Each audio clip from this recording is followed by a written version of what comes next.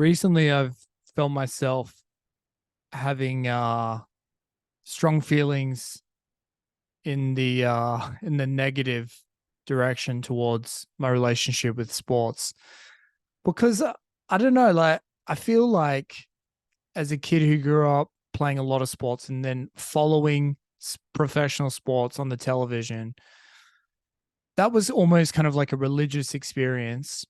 And then the come away from Jesus moment was basically having my first beer, being like, yeah, there's something new to worry about now. And so I kind of like decided, yeah, I'm gonna fucking sex, drugs, and rock and roll from the teenage years into my 20s. But then kind of like I never really had the heart to fully commit to break up with sports. You know that feeling where it's kind of like, oh, we shared some good times and this relationship is definitely over, but do you want to just still be friends with benefits?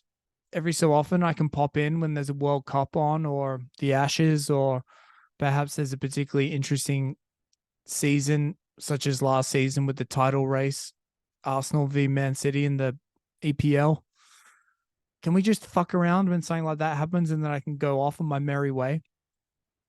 And so that's basically what it's been like for the last 20 years for myself with sports, where it's like somehow my brain has kept it's found a way to maintain the storylines.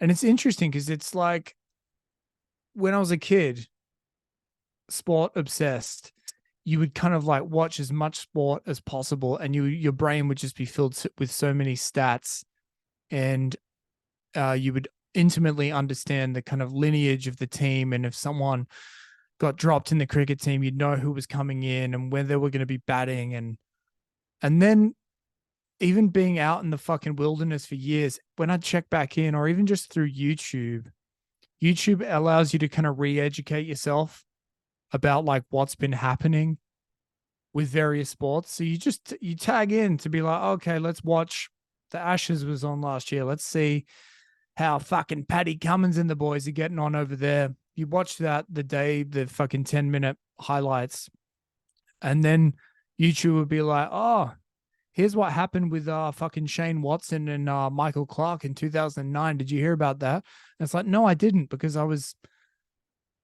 completely checked out of sports. But let's dive back in, and just like slowly the jigsaw puzzle pieces get filled back in, and you're like, oh fuck, I still kind of am a bit of a sports nut, or am I? Because every time, let's say, when I go back to like I revert to my childhood obsessive nature with sports. And I was doing this for a little while with the Australian rules football, where I was just like not just trying to catch the big games, or checking in when there was like a big news story happening involved in the sport. When I was getting back into the fucking nitty gritty, then I'm kind of like, I'm enjoying it, but there's another part of me being like, what are you doing, buddy? This is a fucking waste of time. Something's gone wrong for you to be this interested in sport, is essentially what the voice is trying to tell me.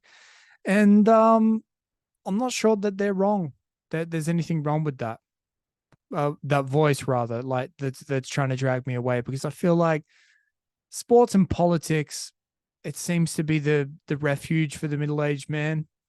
And I'm really trying to avoid both.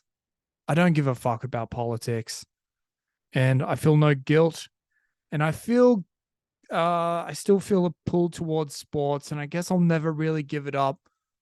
But ultimately, I want to be the guy who stops caring about the lineage, stops trying to fill my head up with junk about what's happening. And I, for example, next year, I'm going to go with a buddy to Sarasota, Florida. He's a massive baseball guy. And we're going to watch his team, the Baltimore Orioles, play two of their preseason spring training games in Florida.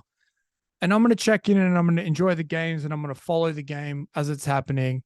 But I'm also going to make a point of being like, dude, don't do any research before this. Don't check out the odds. or like what's happened with the team and like how it's changed from the prior season or what's happening with the coach. Fuck all that. And enjoy the game, but don't get into it afterwards because there's bigger fish to fry.